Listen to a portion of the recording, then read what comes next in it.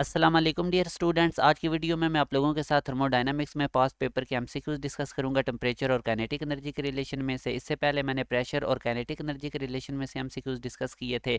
ये सारे past paper के एमसीक्यूज हैं जो नस्ट की एंट्री टेस्ट में, प्यास जीके की एंट्री टेस्ट में आते रहे हैं। अगर आप लोग इस चैनल पे न्यू हैं तो इसको सब्सक्राइब कर लें, बेल नोटिफिकेशन ऑन कर लें, ताकि जितनी भी लेटेस्ट एजुकेशनल अपडेट्स हैं वो आप लोगों के पास पहुँचती रहें।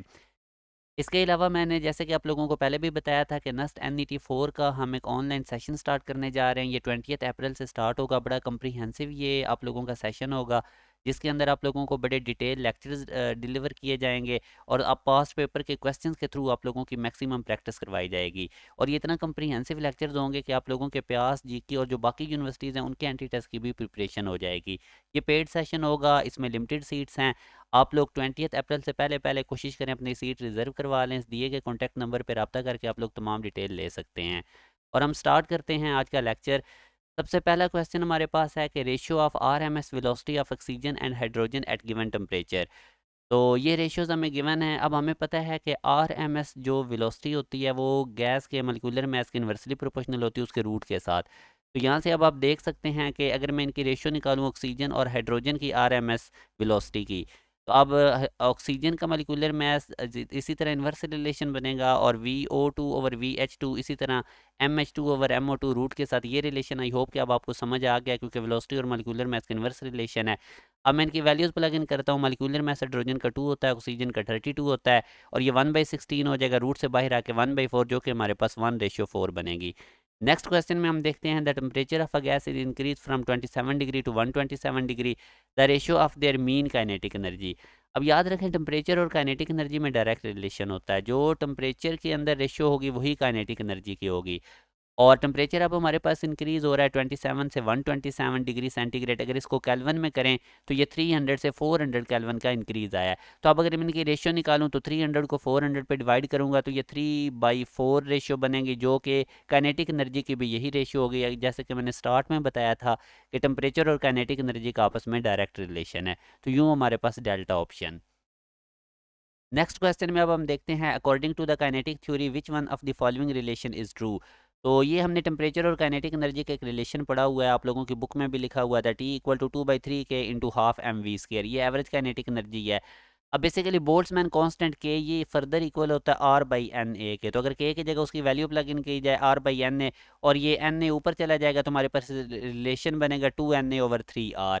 तो अगर हम ऑप्शन में देखें तो हमारे पास सी ऑप्शन है। एक और क्वेश्चन अब हम देखते हैं the RMS velocity of an ideal gas. Ideal gas की RMS वेलोसिटी किसकी इक्वल होती है? तो ये जो अभी मैंने आपको टेम्परेचर और काइनेटिक एनर्जी का रिलेशन बताया था उसी में से RMS वेलोसिटी का फार्मूला 3kT/m रूट जनरेट होता है। अब हमें फर्दर पता है PV जनरल गैस इक्वेशन के तहत इक्वल होता है NkT। तो मतलब कि इस KT की जगह हम PV/N लिख सकते हैं, और PV फर्दर इक्वल होता है NRT के।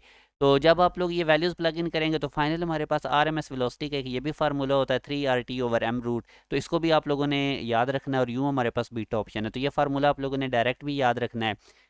इसके बाद नेक्स्ट क्वेश्चन में वो कहता है कि एक चैम्बर है, उसके अंदर मिक्सचर है हीलियम और हाइड्रोजन का, the ratio of RMS speed of helium and hydrogen molecules will be. तो आपको पता है कि RMS वैल्यूज़ अभी हमने देखा था कि ये मॉलिक्यूलर मास के रूट के साथ इनका इन्वर्स रिलेशन होता है। वी हीलियम/वी हाइड्रोजन जब हम निकालेंगे तो डेफिनेटली ये इक्वल होगा M हाइड्रोजन/M हीलियम रूट आ जाएगा। और हाइड्रोजन हमें पता है कि इसका 2 होता है मॉलिक्यूलर मास, और हीलियम का 4 होता है। 2/4 1/2 रूट आ जाएगा। तो यूँ हमारे पास इसकी रेशियो बनेगी 1/2 रूट।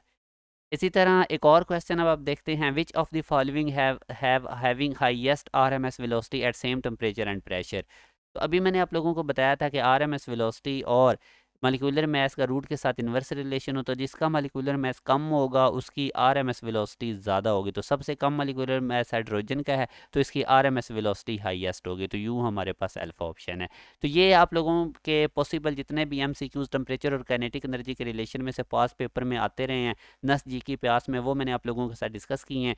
इंशाल्लाह नेक्स्ट वीडियो में मैं इनसे अगले टॉपिक्स की MCQs आप लोगों के साथ डिस्कस करूंगा। और जो मैंने आप लोगों को ये सेशन बताया ये बड़ा कंप्रीहेंसिव और डिटेल सेशन है, इसको आप लोग ज़रूर ज्वाइन करें। और मैक्सिमम वर्क आप लोगों का क्लास के अंदर ही करवा दिया जाएगा, कोई इतना ज़्यादा आप लोगों पे बर्डन नहीं डाला जाएगा। बड़े कंप्रीहेंसिव ये सेशन है, तो ज़रूर आप लोग इसको ज्वाइन करें। इस दिए गए नंबर पर डिटेल ले सकते हैं आप लोग। अपना ख्याल रखिएगा। अल्लाह हाफिज़।